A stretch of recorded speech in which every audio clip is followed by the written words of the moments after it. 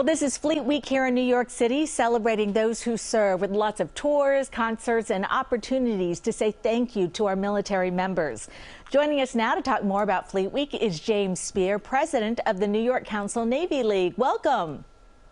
Good morning. Welcome. Thank you, Cindy. Yeah, now can you tell, what are you most excited about Fleet Week and what does it mean to you?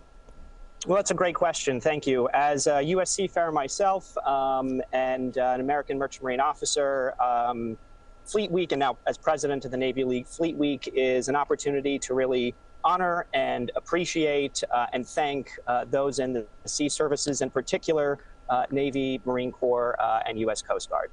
And what are some of the events or activities that you're really looking forward to most this week? That's great. Yeah, there's a whole host of events we have through our partnerships. We're not the only organization that's honoring active duty members, the sea services this week. We have 200 events that are free to the public. Yesterday, as one example, the New York Navy League was able to co-organize a Women in the Military panel jointly with NYU.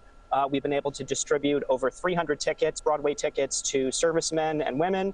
The 2,300 servicemen and women, sailors, Marines, and Coast Guardsmen who are visiting New York.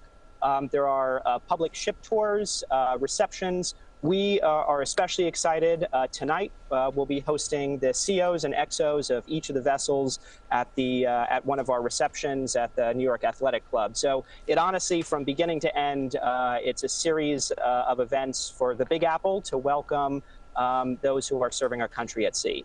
And I'm so glad that, the service members have a good time. Why is Fleet Week so important to them, and what do they experience while they're here? That's a good question. I think that's a good question for them. I think it's an opportunity for them to understand New York City's commitment and the American public's commitment to its sea services. We are a maritime nation, right? Between the U.S. Navy, U.S. Marine Corps, U.S. Coast Guard, and U.S. Flag Merchant Marine, which is my background, having sailed commercially on vessels and now teaching that here at SUNY Maritime College. It's important for those in uniform or those in the sea services that provide our national security and economic prosperity to know that we appreciate them, that we stand behind them.